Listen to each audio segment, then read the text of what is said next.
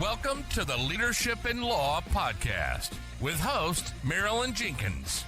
Cut through the noise, get actionable insights and inspiring stories delivered straight to your ears. Your ultimate podcast for navigating the ever-changing world of law firm ownership. In each episode, we dive deep into the critical topics that matter most to you, from unlocking explosive growth to building a thriving team. We connect you with successful firm leaders and industry experts who share their proven strategies and hard-won wisdom. So, whether you're a seasoned leader or just starting your journey as a law firm owner, the Leadership in Law podcast is here to equip you with the knowledge and tools you need to build a successful and fulfilling legal practice.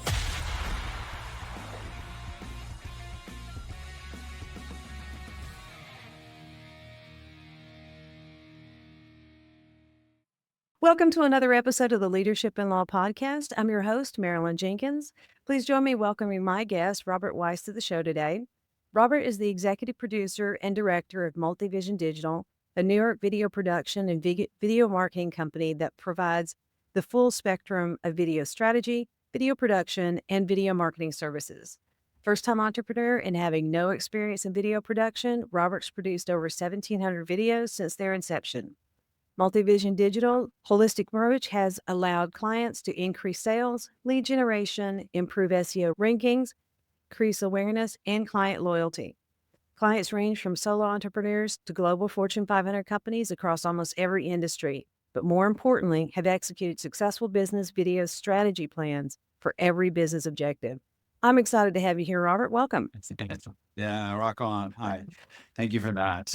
I hear, I've been interviewed a couple of times. Every time I hear that, I'm like, who is that guy? It always sounds different when someone else is reading it, doesn't it? Yeah, it really does. Robert, tell us a bit about your leadership journey, where you came and how you got here. As I said, started this company without any video production experience. But before that, when I was working for people, I became a sales leader and I led two different divisions for a software as a service company before it was SaaS. I don't even think it was SaaS at the time. This is like 2000 and 2001. I don't even know if the word SaaS was even invented yet, but we had a SaaS platform, CRM, sales and marketing.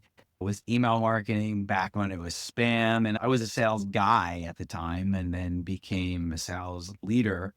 And then because I was a sales leader, leveraging two divisions, I was also involved in some of the meetings from a corporate strategy level, we were trying to get bought out invested from a VC standpoint. So I was involved in some of those meetings. And that was a small company that grew. I think we're maybe 30 employees at the time. We grew to 60 or 90 at our peak.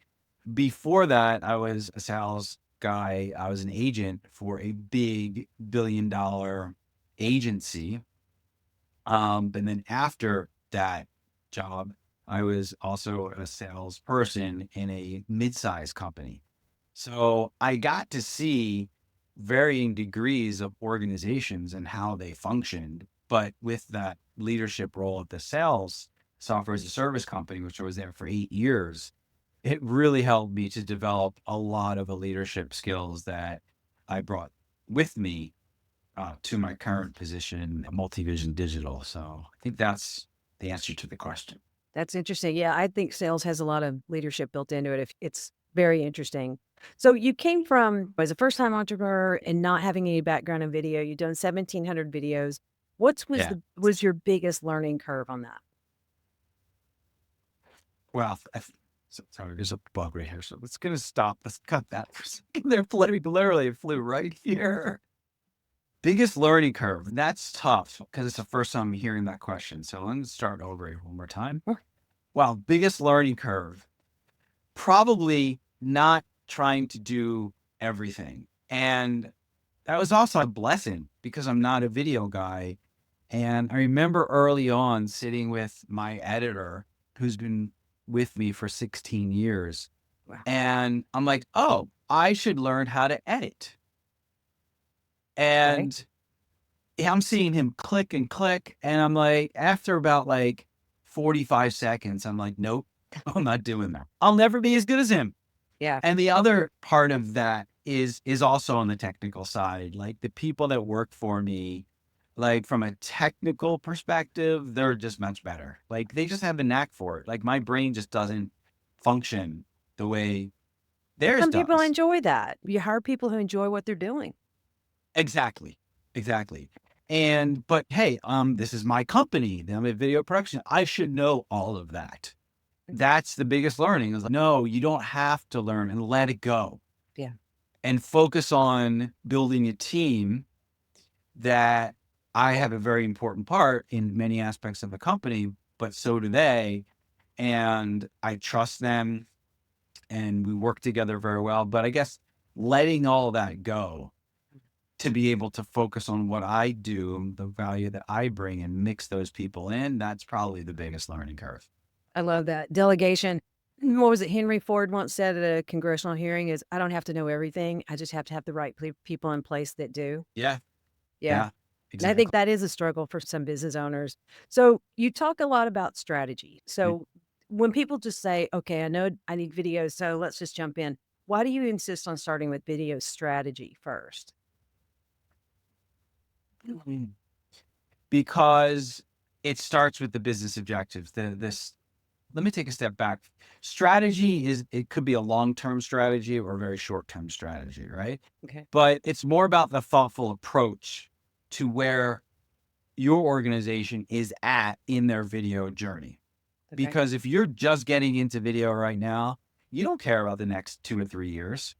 You just want to do a project. But there's a strategy involved in that project, and I'll speak to that in a moment. But if you've been doing video for 2 or 3 or 4 years, and you're like, okay, I need to double down, I need to do it better. Yeah, you will look at the next 2 or 3 years and build a strategy. Okay. All right. Start with either one of them. We have a saying is that when you first start thinking about video, the first thing to do is to forget about video. Okay. It's the business objectives, right? What is the business objective of that effort? Forget about video. Are you launching a new product? Are you trying to recruit? Did you just get a website done and now you have to market that through SEO or content marketing? Did you, if you're a professional service firm and then you acquired some professionals to build an industry practice? These are all strategic business objectives of a firm, an organization, that video complements that. So that's why it's important to look at the strategy and business objectives first, and then execute a plan, whether it's short or whether it's mid or whether it's long, around that specific strategy. Okay. So you suggest starting with what is the strategy? What is the goal of the video? What is again, first thing to do is to forget about video. Okay. What is the business doing? Are they launching a new product, recruiting, SEO, new industry? Okay. We've never done video and we want to do the know and trust type videos for our firm and on our social medias and stuff like that, and on our website. Yep. Okay. All right. So, the question is, what kind of firm are you? Let's say in professional service. So what you need is video of people talking about things that other people care about and informing and educating. Okay. You don't want a firm overview video. You don't want an animated video or an AI video. You want people doing what we're doing right now, right? We're talking and just having a conversation, hopefully doing a good job of informing and educating. But yeah, that's what that particular objective would need, a series of small videos. And I'll go back to a case study where a client of mine came and said, my website company recommended you, we need a video, and I want an about us video because we want to rank on search engines. Would one video ever do that? And would you ever make one phone call? Would you ever send one email? The answer was no. To rank on search engines, you need a lot of content. Yeah. And that's actually what we did. We did a lot of thought leadership videos or FAQ videos that answered common questions to what people were searching on. Okay. And their SEO ranking on those pages went up 20 to 30%. Fantastic. Because the content on those pages, Google can read text, they can't read video yet, but people watch video and video increases the dwell time. So when somebody searched on that problem, they came up, they went to that page and they watched the video and thus got to know that person. It was actually this guy, Jeff, who is the owner, and his like number one guy, Johnny, that we did videos of those two. But these are just real people answering questions that people had. So that's a great use case and example and strategy or tactic to emulate if that is your business objective. And that's one of the things that I talk on a lot is the FAQ videos. That's your know and trust, the SEO type thing. It's so simple, but it's so not done very much. So I love that you brought that up. And if we can just jump off on that for 1 second, Sure. this is important, right? So let's talk about those 10 FAQ videos that you might do, okay? With whatever budget, whoever's listening comes to mind, and then do that one corporate overview video. For that same budget, you're getting 10 versus 1. right. Same budget. So you're allocating that budget differently. We can get into another podcast how that's done. But yeah, these are really simple. The production does not have to be high, and they're so valuable to people versus that corporate overview video. Agreed. Now that brings in a question I was going to ask you a little bit later. So assuming that we've created 10 pieces of content, that's not just 10 pieces of content. When you're going to reuse those on your social media, how can we reuse so that we're actually using the videos for more of a program? Yeah, so that's a great question. And I'm going to jump to, I happen to have some of my visuals here. Let me know if this comes in screen, but it's called a video first marketing strategy. Okay. Yeah. Yep. So there's your video. And yeah, it is one video, but then you can put that into your sales process, follow-up emails, your website, blog posts, social media, email marketing sequences, for example, for nurturing campaigns. Mm-hmm. So being thoughtful and deliberate. Can you do that with an About Us video? No, it's not appropriate for this stuff. Maybe you can do 1 or 2, but certainly with the FAQ videos, you can now integrate those into all of these areas. And if you're a professional services firm that might have different industry practices, then imagine 10 videos on one industry area, and then you have another industry area that has another 10 videos, and another industry area that has another 10 videos. So you're building up your content library of that stuff. And typically these videos, because they're informational, they're not like topical, will last for 3, 4, 5 years. I have videos on my YouTube channel that if I played for you today, you'd be like, yep, spot on, but it was done 8 years ago. Yeah. Yeah. The videos, you got to keep in mind that YouTube is the second largest search engine. So you're going to get some traction with that. But I love the fact that one piece of content, again, you were talking about batching, you did 10 videos, you do that one time, you've got one video can be 7, 8, 10 pieces of content. It makes sense to do that. I agree. What do you think is the most common mistakes that people make when they're going to make videos for marketing and sales? Wow. There's a lot of them, and I'll maybe say 2. First of all, it's if they're going to use a video production company like mine, is saying, how much does it cost? Versus, here's what I'm comfortable spending or investing. What can you do with it? Because again, this corporate overview video, right? I could do many different ways, or these FAQ videos, I could do 10, I could do 5, I could do 50. Okay. So where do you feel comfortable investing? What do I need to do? Do I need a drone? Do I not need a drone? Do I have motion graphics? Do I not have motion graphics? I'm still going to give you a 1.5-minute video, but one will have drone shots, one will have motion graphics, and you'll like it more than if I don't have a drone and don't have motion graphics, but you'll pay less. Yes. So that's the first thing. Be open. Like there's a lot of great video production talent out there and they just want to create good video. That's it. And the second thing is people starting with what they see in a video. Okay. And people are like, what, Robert? Don't we watch video?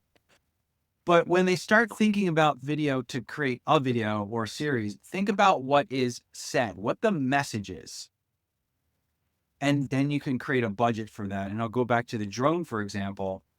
I had a conversation with somebody. They wanted a series of product videos that literally could sit on a table. It was a testing company for manufacturing metal and plastic and things like that. But this machine could sit on a desk.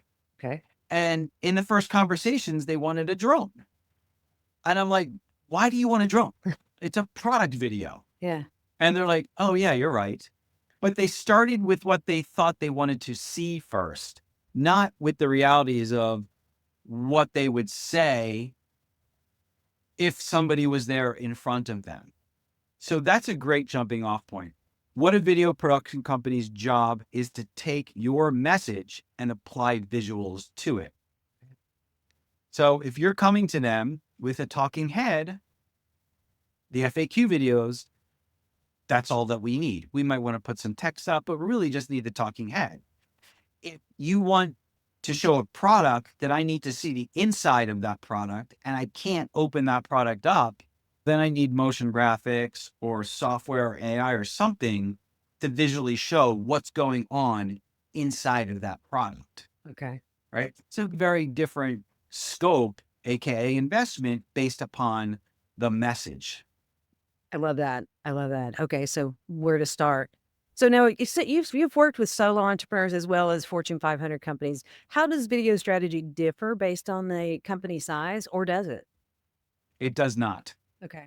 No, it does not. Every company has relatively the same objectives and they work on those objectives for 3 months, 6 months, a year, and they move on to the next objective. And sometimes they have multiple business objectives that they're working on at the same time. So that doesn't change. Okay. And even with the budgets, like I've had smaller companies invest more than larger companies, right? That should not change. Whether you're small, medium, or large, it should not change. The fact that you can use iPhones now, or you can use $30,000 cameras with $20,000 lenses. You can do that. So it's really about, I think, that should not change at all. The strategy that's involved and the execution and the marketing of those videos as well. Larger company might have more of a distribution, but the core tactics of how you leverage that video, aka the video first marketing strategy, right? Mhm. Taking that video, transcribing it, getting it onto your blog, putting it in email nurturing campaigns, putting it on social, like doing those things. Small, medium, or large companies still want to do the same stuff. Okay. So thinking about what you're talking about now, we start with your messaging, your strategy and your messaging. So then you would be very specific when you help a firm either create videos for like lead generation or sales enablement or SEO. Those are all different strategies, right? Correct. Okay. And you've got a way that you work remotely. So to help someone on the other coast to do their videos. That's correct. Yeah. And it's a rock star solution. So it's a tool. If you wanted to do a product video or an about us video or recruiting video, it's not the solution. Like we want to be on location for that. Yeah. But for the professional services firm with the FAQ videos where the content is mainly driven by a talking head, it's rockstar because our phones these days are really high quality. The difference is that we still give them the coaching and directing that most people need. One of the myths out there is that video is only cameras and equipment. No, it's not. There's a professional direct, especially when most people don't know how to be on camera, right? There's a coaching and directing, there's pre-production, there's post-production editing. That it's all professional services that goes along with that. And you can get somebody out of college, or you can get somebody like us that are more senior team. Guess which ones will be a higher investment. It's like that with any business. But the remote component is a really simple download of an app where we'll coach somebody. I'm actually using another version of that because there's a few software, I don't know, app download companies now. Yeah. I'm using a phone right now and the quality is great. Yeah. So they get the quality, the coaching without the investment of an on-location crew. I love that. And then you take the video, do the full production, and then deliver it back to the company for the uses. Yeah. I love it. Yep. I love it. It makes it easy to be able to say, and you can schedule a time and do the batch content for them through your remote software. That's correct. I love Yep. that. It's beautiful. It's a beautiful solution. Fantastic. Yeah. So definitely everybody's listening. If you're doing video, you want to do video, reach out to Robert. So let's go back to talking about the video production. So you guys handle the whole production, because I'm just wondering, when it comes to video, we're setting up our marketing, we're ready to get through it. Where does it break down? People have done their videos. Where do things break down when it comes after production is complete, whenever you want to use the videos, but you're just not doing it right? Yeah, it's the workflow here. But I talk to people, oh yeah, we're doing video. And I go to the YouTube channel, they have 41 views and they're like $1 billion company. I'm like, if you just share this internally, like you'd have more views and more likes and more comments to boost the algorithms. So yeah, it's the post-marketing and not having a plan. I say that if you got started today, you will not get your video mojo for about 2 years, because it starts with camera presence, planning strategy, and then doing a few rounds of videos, understanding this, and then having this, the marketing side, resonate into those business objectives, which just takes time. The marketing piece, because it takes time and it takes time to put that video into different places. And especially if you've got maybe a mid-size or a large organization, or you're working within a company like yours that does that for an organization, it just takes time to that information exchange and to get the workflows down. Yeah. And the first time you do that workflow, it might not work. So then you need to iterate, and then it might, so that's why it takes about 2 years. But I'll say that when an organization like you and mine work together, that's when, boom, like wonderful things happen, because you're coming to me with a strategy in place, with a content plan. I'm creating content that happens to be video. Video is the highest performing in terms of KPIs across the sales and marketing funnel. Sure. I give those videos back to you because you already have a plan for that, and then you execute. So all those kind of like pieces and workflows are like in place already. And then those videos get used. So I love that. Yeah, I agree. And I think your solution is really good in helping people with you start with their messaging, go to the strategy, and then help them do the videos. I think that you just have an amazing service to offer to law firms. And I know that my listeners are going to want to connect with you and talk to you a little bit more, and maybe connect with you. Where would be the best place for that? Multivision Digital. Go to multivisiondigital.com. And if you're an attorney, multivisiondigital.com/attorneys. Okay. There is a specific landing page for you guys. I love that. So And girls. Guys, those notes are going to be in the show notes, but absolutely, I've seen your videos. I've enjoyed talking to you. You do a great job. And so I'm hoping Thank you. people will reach out to you. Let's get more video content out there, because it is the best. Yeah, I think don't be afraid of doing video. And this is for law firms, but I think any firm, the adoption rate right now, and we're in January 2026, is still relatively low. A, don't think you missed the boat. And B, if you get your video mojo going in 2 years, you'll have a competitive advantage, because there's going to be people that will ignore video for 100 different reasons. I don't understand any of them, but they'll ignore it. Yeah. And they'll wait. But just like websites, just like email marketing, just like social, just like SEO that were once ignored, they're all like things that people just do now, and it's accepted. Video's on that same trajectory. Agree. So why not start now? Because you know you're going to do it at some point. Yeah, we're all feeling uncomfortable in the beginning. In 2 years, you're going to cringe at your first few, but you did it. You got your feet wet. Yes. You started going, you started doing it. But it's also the education factor, the know and trust factor. I think what you help firms do is just incredible, and it is long lasting. I do agree with you there. Yep. Evergreen content. Absolutely. Robert, Yeah. again, thank you so much. This has been an educational conversation. I really appreciate it. And I hope people reach out to you. Awesome. Again, your links will be in the show notes so people can reach out to you. Awesome. Thank you very much. Thank you. Thanks for joining me today for this episode. As we wrap up, I'd love for you to do 2 things. First, subscribe to this podcast so you don't miss an episode. And if you find value here, I'd love it if you would rate it and review it. That really does make a difference in helping other people to discover this podcast. Second, you can connect with me on LinkedIn to keep up with what I'm currently learning and thinking about. And if you're ready to take the next step with a digital strategist to help you grow your law firm, I'd be honored to help you. Just go to lawmarketingzone.com to book a call with me. Stay tuned for our next episode next week. Until then, as always, thanks for listening to Leadership in Law Podcast, and be sure to subscribe wherever you listen to podcasts so you don't miss the next episode. Thanks for joining us on another episode of the Leadership in Law Podcast. Remember, you're not alone on this journey. There's a whole community of law firm owners out there facing similar challenges and striving for the same success. Head over to our website at lawmarketingzone.com. From there, connect with other listeners, access valuable resources, and stay up to date on the latest episodes. Don't forget to subscribe and leave us a review on your favorite podcast platform. Until next time, keep leading with vision and keep growing your firm.